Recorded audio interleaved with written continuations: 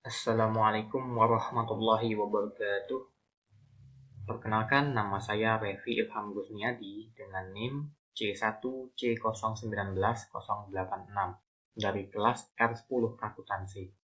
Baiklah, dalam video kali ini saya akan menjelaskan materi tentang aspek keperilakuan pada pengakumulasian dan pengendalian biaya. Mohon disimak videonya. Pembahasan yang pertama yaitu tentang pentingnya manajemen biaya. Kebanyakan pendapatan penjualan dalam suatu perusahaan dihasilkan dengan mengeluarkan biaya. Oleh karena itu, manajemen biaya adalah hal yang sangat penting. Anggaran biaya dan analisis biaya adalah salah satu cara mengendalikan dan mengatur biaya guna memperbaiki laba bersih. Cara lain untuk memperbaiki laba bersih adalah mengurangi biaya tanpa memperdulikan konsekuensinya. Pembahasan yang kedua yaitu sistem biaya tradisional versus biaya standar. Dalam sistem biaya tradisional, tujuan dan penggunaan sistem akuntansi biaya ataupun biaya standar. Akuntansi biaya mengidentifikasi, mengautentifikasi, mengakumulasikan, dan melaporkan berbagai elemen biaya yang berkaitan dengan produksi barang atau penyerahan jasa. Akuntansi biaya memiliki dua tujuan, yaitu melalui akumulasi biaya untuk penilaian persediaan dan penentuan laba. Biaya melayani kebutuhan pengguna eksternal seperti pemegang saham, kantor pemeriksaan pajak, dan kreditor. Sedangkan dalam sistem biaya tradisional atau historis, istilah tradisional mengacu pada sistem biaya yang membatasi input pada biaya historis dan mengusahakan penyerapan penuh atas biaya tetap dan variabel oleh unit produksi atau jasa. Sistem tersebut digunakan untuk menghitung nilai persediaan dan data biaya harga pokok penjualan atau jasa yang diberikan untuk laporan keuangan eksternal. Pembahasan selanjutnya yaitu tentang sistem biaya standar. Ruang lingkupnya yaitu pada awalnya sistem biaya standar merupakan pencatatan biaya produksi pada standarnya. Unit-unit dari aliran persediaan sepanjang akun persediaan pada biaya standar per unit. Sistem biaya standar mencerminkan pencampuran yang potensial aktif dari akuntansi yang dengan konsep pengendalian dari teori organisasi modern.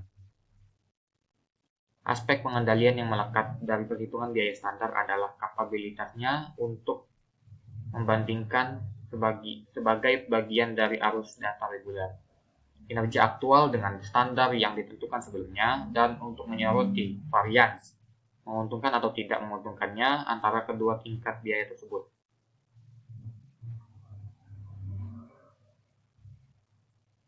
Selanjutnya, sistem biaya standar dan anggaran fleksibel. Terdapat hubungan yang penting antara penganggaran fleksibel dan sistem biaya standar. Taksiran sistem biaya standar sebenarnya menginventarisasi sepanjang periode pada jumlah anggaran fleksibel. Sedangkan anggaran fleksibel merupakan anggaran biaya per unit dikalikan dengan jumlah unit aktual. Oleh karena itu, sistem biaya standar menjawab pertanyaan seperti apa laporan laba rugi dan neraca akan terlihat jika biaya-biaya dan input per unit harus direncanakan dengan tepat pada tingkat output aktual yang dicapai. Yang ketiga yaitu kompabilitas dengan konsep teori organisasi modern. Dalam mengembangkan kerangka kerja untuk sistem biaya standar yang sesuai dengan konsep teori organisasi modern, berikut langkah-langkah pengendalian sebagaimana dijelaskan oleh Edwin Kaplan. Yang pertama yaitu penetapan tujuan organisasi.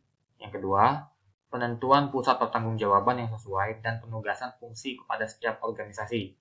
Yang ketiga, pengisian staf dari pusat pertanggungjawaban dengan individu-individu yang memiliki kemampuan, motivasi, dan pengetahuan yang mencukupi untuk melakukan fungsinya. Yang keempat, penciptaan jalur komunikasi antara pusat pertanggungjawaban dan unit organisasi lainnya, serta di mana perlu di lingkungan eksternal.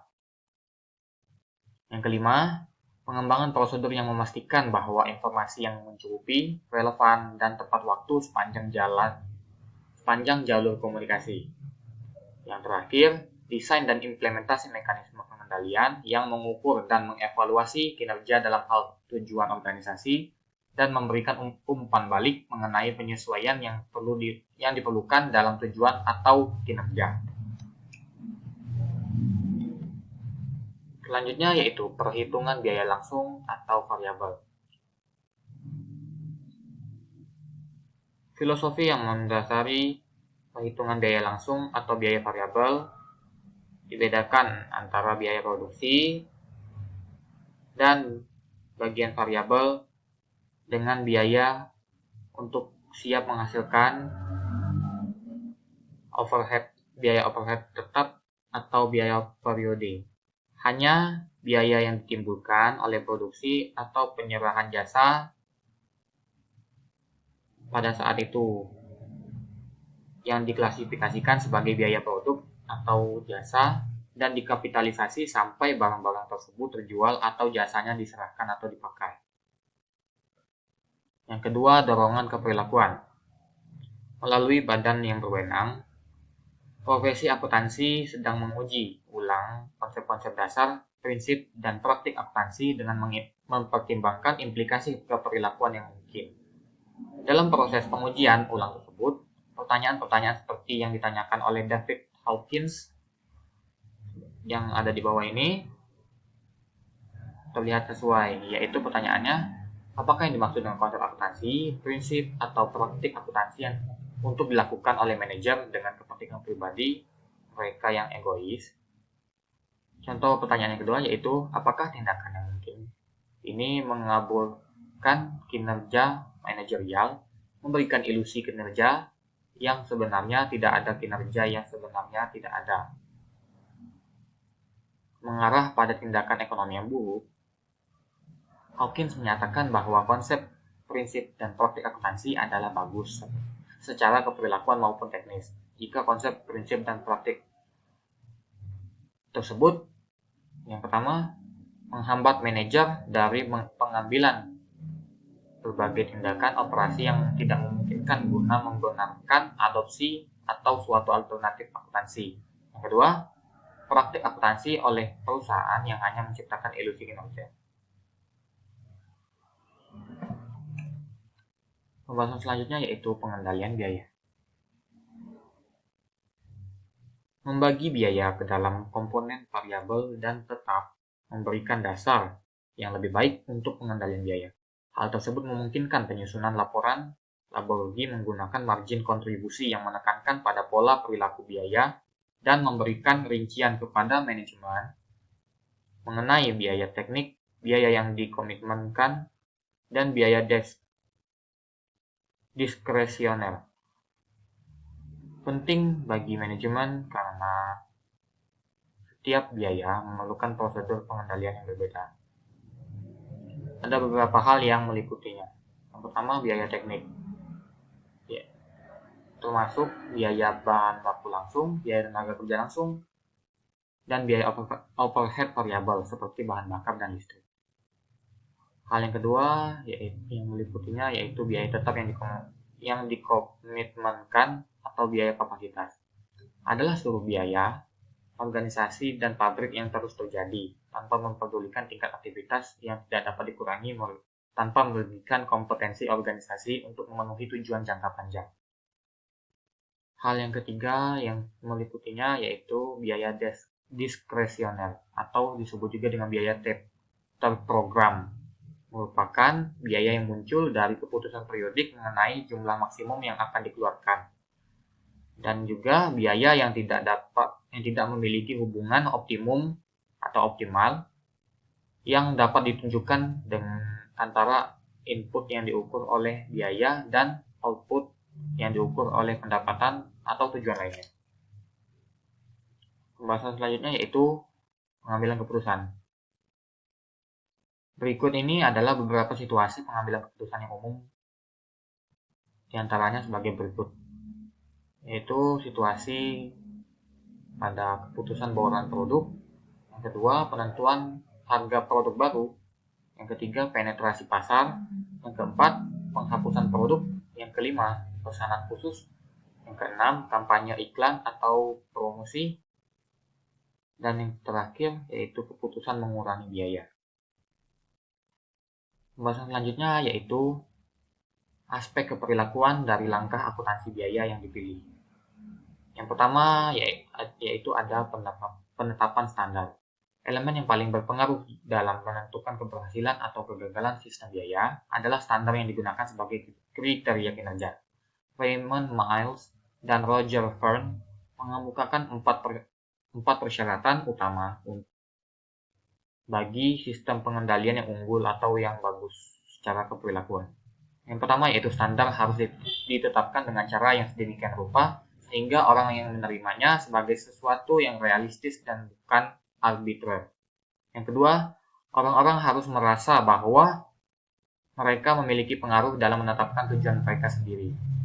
Yang ketiga, orang-orang harus yakin bahwa mereka tidak akan dihukum secara tidak adil untuk variasi normal yang terjadi secara kebetulan dalam kinerja. Dan yang terakhir atau yang keempat, umpan balik atas kinerja haruslah bertujuan untuk koreksi maupun evaluasi.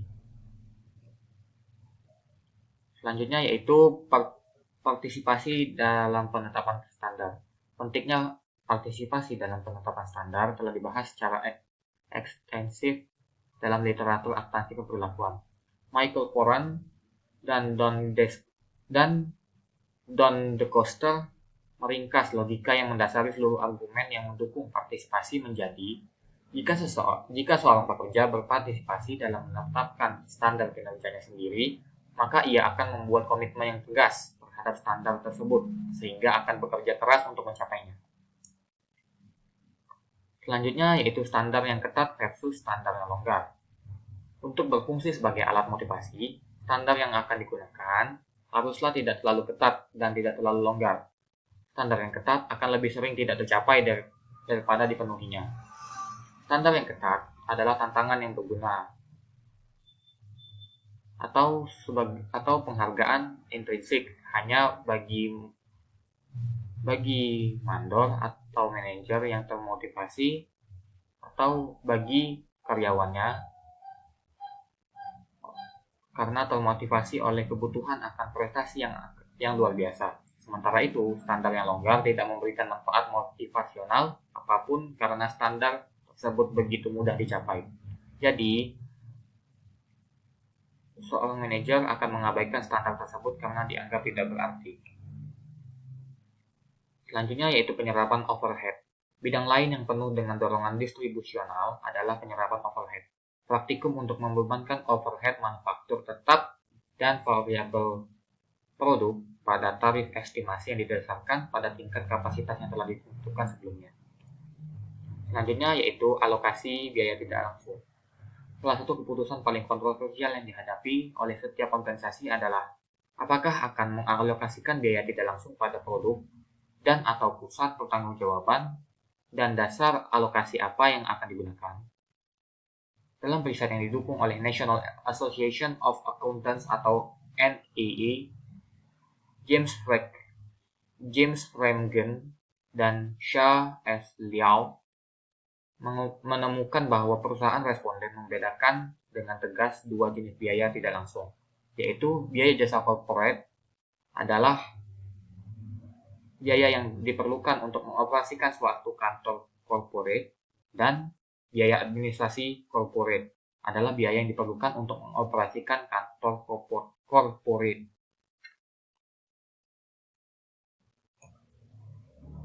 Selanjutnya yaitu analisis varians. Unsur utama dari pengendalian biaya adalah perbandingan secara periodik antara biaya aktual dengan sasaran biaya yang sudah ditentukan sebelumnya, baik dalam bentuk anggaran maupun standar.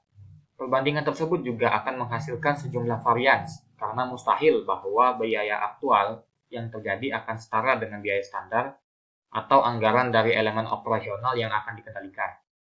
Varians tersebut dapat merupakan hasil dari berbagai penyebab. Beberapa di antaranya dapat dijelaskan dan dikendalikan, sementara yang lain tidak dapat dijelaskan maupun dikembalikan. Pembahasan selanjutnya yaitu keputusan investigasi varians. Ketika menghadapi keputusan apakah akan melakukan investigasi terhadap varians, sebaiknya menanyakan pertanyaan-pertanyaan berikut ini. Pertanyaan yang pertama yaitu, apakah varians harus saya investigasi? Atau pertanyaan, apakah hasil saya sesuai dengan biaya untuk melakukan investigasi? Atau pertanyaan, apakah investigasi tersebut akan mengungkapkan penyebab yang dapat dikendalikan untuk seluruh atau sebagian dari varians tersebut? Atau pertanyaan, berapa besar peluang bahwa investigasi saya tidak akan mengungkapkan apapun? Atau pertanyaan yang terakhir, yaitu bagaimana saya mengetahui apakah suatu varians tersebut adalah signifikan atau tidak? Selanjutnya yaitu aspek keperilakuan.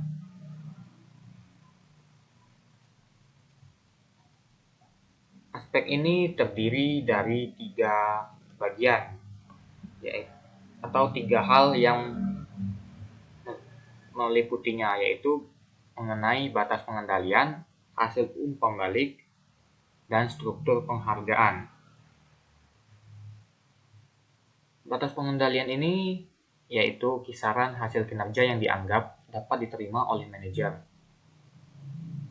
Batasan ini menentukan mudah atau sulitnya seseorang yang dikendalikan untuk berkinerja dalam kisaran yang dapat diterima dan banyaknya ruang yang mereka miliki untuk gagal sekali waktu.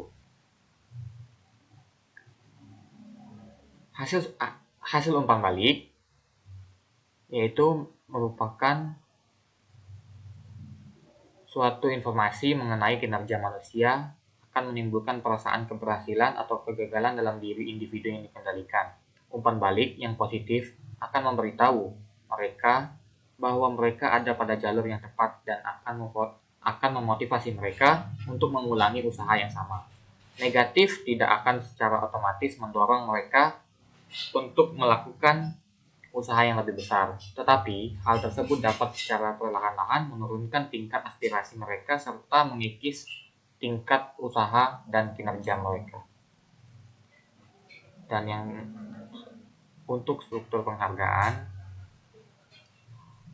orang atau kelompok akan memodifikasi perilaku mereka yang tidak diinginkan dan mengurangi perilaku yang diinginkan ketika mereka memandang bahwa perubahan atau pengulangan perilaku tersebut disertai dengan penghargaan intrinsik maupun ekstrinsik, karena terdapat efek-efek umpan balik psikologis antara berbagai faktor dari kebijakan pengendalian dengan kinerja masa depan. Kebijakan pengendalian yang ideal harus dibuat khusus dan bervariasi dari situasi ke situasi.